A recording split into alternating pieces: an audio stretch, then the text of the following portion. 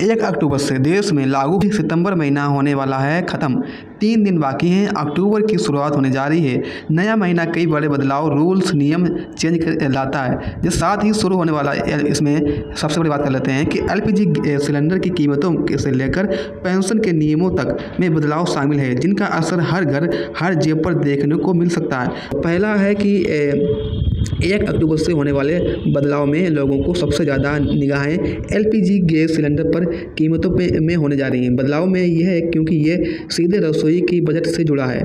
तो बता दें कि कुछ महीनों में ऑयल मार्केटिंग कंपनियां ने 19 किलो वाले गैस सिलेंडर की कीमतों में बदलाव किया है, लेकिन 14 किलो वाले घरेलू एलपीजी सिलेंडर की कीमत लंबे समय से नहीं बदली है। दिल्ली, मुंबई से लेकर कोलकाता, चेन्नई, तमाम शहरों में इस सिलेंडर का भाव आखिरी बार 8 अप्रैल 2025 को बदला था, लेकिन ऐसे में इस बार यह राहत की आस लगाई जा रही है कि इसके अलावा सीएनजी, पीएनजी की कीमतों में संशोधन हो सकती हैं। फिर इसके बाद है दूसरा बदलाव है कि सिर्फ ऐसे यात्री को ही ऑनलाइन टिकट दिया जाएगा दूसरा बदलाव है सिर्फ यात्रियों की ऑनलाइन टिकट। अक्टूबर महीने की पहली तारीख से होने वाला दूसरा बदलाव रेलवे से जुड़ा है।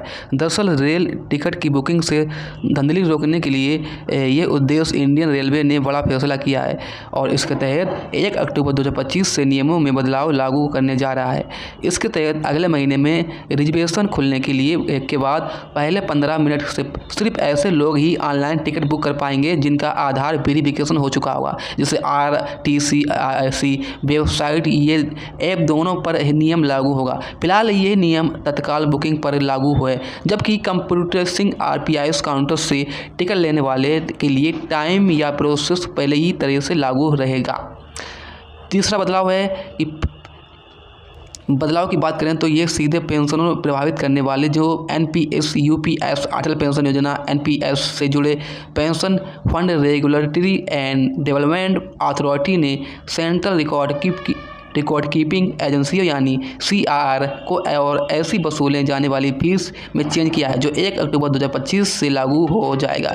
इसके बाद सरकारी कर्मचारी के लिए अब नया PRAN खोलने पर EPR किट के लिए 18 रुपये फिजिकल और PRAN कार्ड के लिए 40 रुपये चार्ज देना होगा। सालाना मेंटेनेंस चार्ज 100 रुपये प्रति अकाउंट होना होगा। अकाउंट पेंशन APY और NPS लाइट सब्सक्राइबर के लिए ये फीस स्ट्रक्चर आसान हुआ है और अब इन अकाउंट्स पर PRAN ओपनिंग चार्ज और एनुअल मेंटेनेंस चार्ज दोनों 15 रुपये होगा, जबकि ट्रांजैक्शन चार्ज 0 होगा। ठीक है। अब चौथा बदलाव है कि UPI से जुड़ा। अक्टूबर महीने में शुरुआत यूनिफाइड पेमेंट इंटरफेस पर UPI यूजर के लिए भी बड़ा बदलाव हो जाएगा। रिपोर्ट्स की माने तो अगर आप ऑनलाइन पेमेंट के लिए अक्सर फ़ोनपे, गूगल पे, पेटीएम पर यूज करते हैं तो भारतीय राष्ट्रीय भुगतान निगम द्वारा किए जा रहे हैं बदलाव में प्रभावित होने वाले NPCI सबसे ज़्यादा यूज किए जाते हैं, जैसे UPI फ्यूचर्स में